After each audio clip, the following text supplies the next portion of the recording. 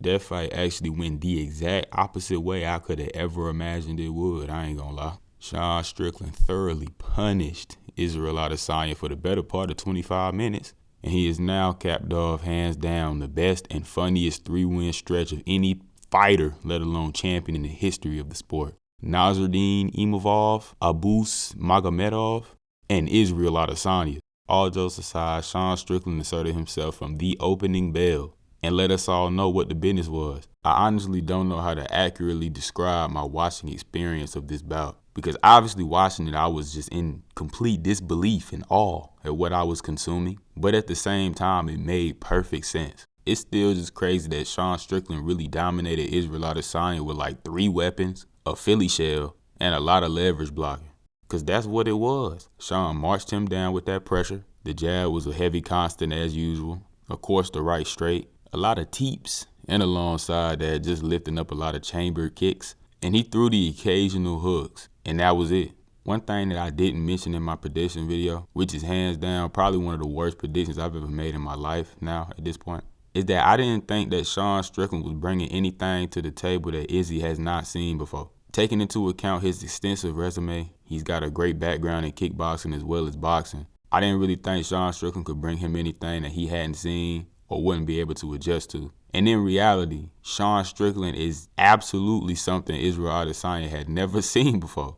Izzy has indeed fought pressure fighters before, plenty of them, honestly. But Sean Strickland set himself apart in 2 regards: his defense and his absolute commitment to the fundamentals. Now, Sean Strickland's defense has always actually been pretty good, and he's continued to develop it over the past year or so in regards to his leg kick defense. But against Israel, dog, he was 100% on point. Had the eternal Mangekyo Sharingan equipped because he saw everything Izzy wanted to do, striking and movement-wise. And the way he's able to evade so many shots, all them leverage blocks, Jesus Christ. I want you to look at this picture and imagine somebody marching you down like this for 25 minutes. If you just simply trying to strike, what are you supposed to do, for real? I ain't gonna lie. What you supposed to do? And second, Sean Strickland just showed to be the better striker than Israel Adesanya. Fundamentally, Izzy's always been a flashy guy. He'll make his fair share of mistakes, specifically defensively, get himself out of position. When throwing his power punches, he will telegraph him a little bit, things like that. But there's never been nobody that was fully able to take advantage of his shortcomings like Sean Strickland was, oddly enough. The biggest thing for Sean was never overcommitting with anything. He came forward with his jab or his 1-2 and ain't throw nothing big until Izzy committed himself. Whether that was Izzy committing with counterfire or he just leaned back way too much and took himself out of position. The most impressive thing easily though was Sean's understanding of Izzy's movement. There was plenty times in the fight where he intercepted his lateral movement, and I don't even want to say he guessed correctly where he was going because he did it so many times. He genuinely just knew what he was going to do. That's one of the downfalls of being such a long reigning champion like Izzy, is that people get years worth of film to really study you on, and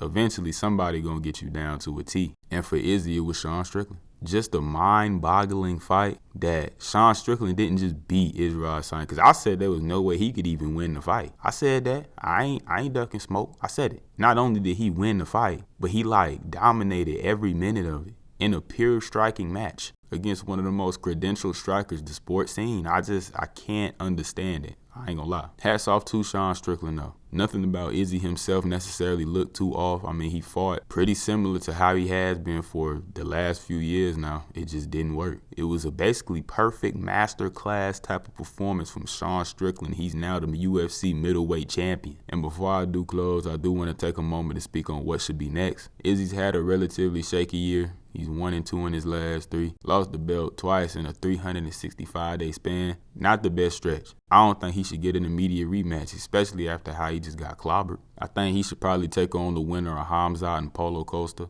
And if Hamzat does end up beating Costa, it may signal the end of Israel Adesanya. I ain't gonna lie, but it is what it is. And I think that Sean Strickland and Dricus du Plessis should be fighting for the middleweight champion.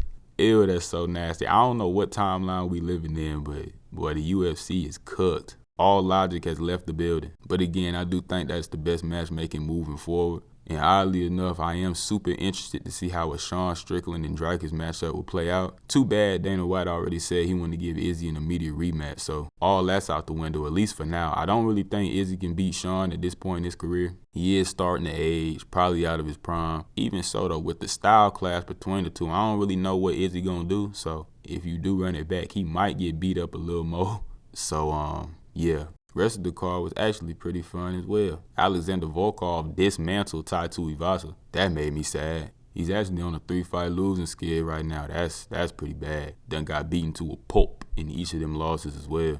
And there was a lot of other fun knockouts throughout the card. A lot of nefarious behavior on the mics. And oddly enough, none of it came from Sean Strickland. Just a crazy night. Everything I thought would have happened like in reverse, except for Volkov whooping Tai. But good night overall. The sport needs change, I ain't gonna lie. It is always good to see some movement at the top. It does indeed do a lot of good for the entertainment factor of the sport. So